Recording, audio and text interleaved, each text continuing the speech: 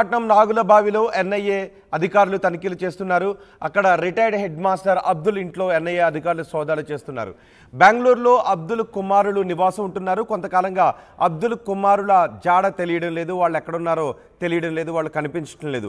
దీంతో అబ్దుల్ కుమారులకు ఉగ్రవాదులతో లింకులు ఉన్నాయనే విషయంపై ఎన్ఐఏ అధికారులు ఆరా తీస్తున్నారు. ఎన్ఐఏ అధికారులు అనంతపురంకి వచ్చి అక్కడ తనిఖీలు చేస్తుండటంతో ఒక్కసారిగా స్థానికంగా కలకలం రేపింది. దీనిపై మరింత సమాచారం మా ప్రతినిధి నాయుడు అందిస్తారు. నాయుడు, ఎన్ఐఏ దాడులకు సంబంధించి మీ దగ్గరున్న సమాచారం ఏంటి? రోహిత్, ఏదైతే ఉందో అనంతపురం జిల్లాలో ఎన్ఐఏ దాడులు అనేది గతంలో కూడా చాలాసార్లు చూసాం.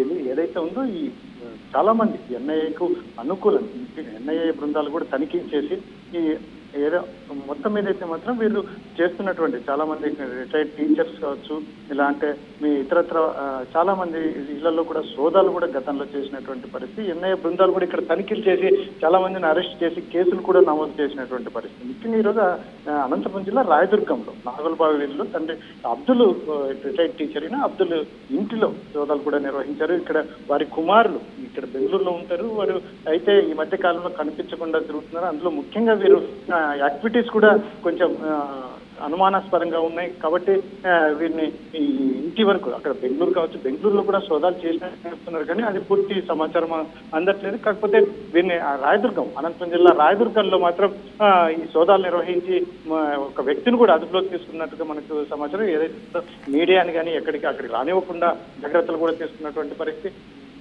మొత్తం ఏదైతే మాత్రం ఎన్ఐఏ బృందాలు వీరికి ఎవరికైతే లింకులు ఉన్నాయి ఏంది అనేది కూడా పూర్తిగా ఎవరితోనో షేర్ చేసుకున్నటువంటి పరిస్థితి.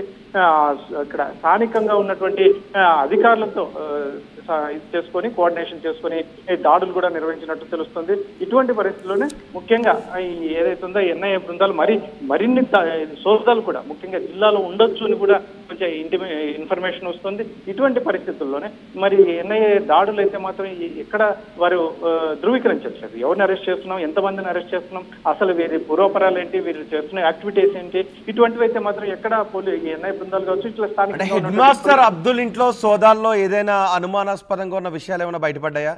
వాళ్ళ కుమారుల జాడ తెలిసిందా? అబ్దుల్ ఏమైనా చెప్తున్నారా వాళ్ళ కుమారులు ఎక్కడున్నారు అని? అది అక్కడైతే మాత్రం వారు సోదాలు నిర్వహించారు. ఏమి దొరికాయి ఏమనేది కూడా అసలు ఎక్కడికి బయటికి ఏమి చెప్పట్లేదు, స్థానిక పోలీసులు కూడా చెప్పట్లేదు. ఒక వ్యక్తిని అయితే అదుపులోకి తీసుకున్నటువంటి పరిస్థితి. ఇటువంటి పరిస్థితుల్లో మరి పూర్తి వివరాలు మరిన్ని మరొకసారి ఇటువైపు దాడులు ఉంటాయా ఈ అబ్దుల్ ఇంట్లో, లేకపోతే ఇంకా ఇక్కడ మరి జిల్లాలో మరొక చోట ఏదైనా ఉంటుందా అనేది కూడా మనకు పోలీసులు ఎక్కడ చెప్పట్లేదు. ఎస్పెషల్లీ ఎన్ఐఏ బృందాలు అయితే మాత్రం అటు దగ్గరికి ఎవరిని రానివ్వట్లేదు, మీడియా బృందాన్ని కూడా అసలు దగ్గరికి రానివ్వట్లేదు, వీడియోలు కానీ ఫోటోలు కానీ తీయనివ్వట్లేదు. ఇటువంటి పరిస్థితుల్లో మరి పూర్తి సమాచారం రావాలంటే స్థానికంగా పోలీసులు ఏమైనా సాయంకాలం కానీ ఎందుకంటే ఇప్పుడు ఎవరిని అదుపులోకి తీసుకున్నాం, ఎందుకు తీసుకున్నాం అని చెప్పేసి అయినా కనీసం మినిమం ఇన్ఫర్మేషన్ అయితే బయటకి ఇవ్వాలి. కాబట్టి పోలీసులు ఏమైనా చెప్తారనేది వేచి చూడాల్సిన అంశం. రోహిత్, రైట్ నాయుడు, అనంతపురం జిల్లాలో ఎన్ఐఏ అధికారుల తనిఖీలతో ఒక్కసారిగా కలకలం రేగింది. రాయదుర్గం పట్నం నాగులబావిలో ఎన్ఐఏ అధికారులు సోదాలు చేస్తున్నారు. రిటైర్డ్ హెడ్ మాస్టర్ అబ్దుల్ ఇంట్లో సోదాలు జరుపుతున్నారు. బెంగళూరులో ఉంటున్నారు అబ్దుల్ కుమారులు. అయితే కొంతకాలంగా అబ్దుల్ కుమారుల జాడ తెలియడం లేదు, వారు ఎక్కడున్నారో తెలియడం లేదు. దీంతో అబ్దుల్ కుమారులు ఉగ్రవాదులతో లింకులు పెట్టుకున్నారు అనే విశ్వసనీయ సమాచారం మేరకు, ఇంటెలిజెన్స్ సమాచారం మేరకు ఎన్ఐఏ అధికారులు అబ్దుల్ నివాసంలో సోదాలు చేస్తున్నారు.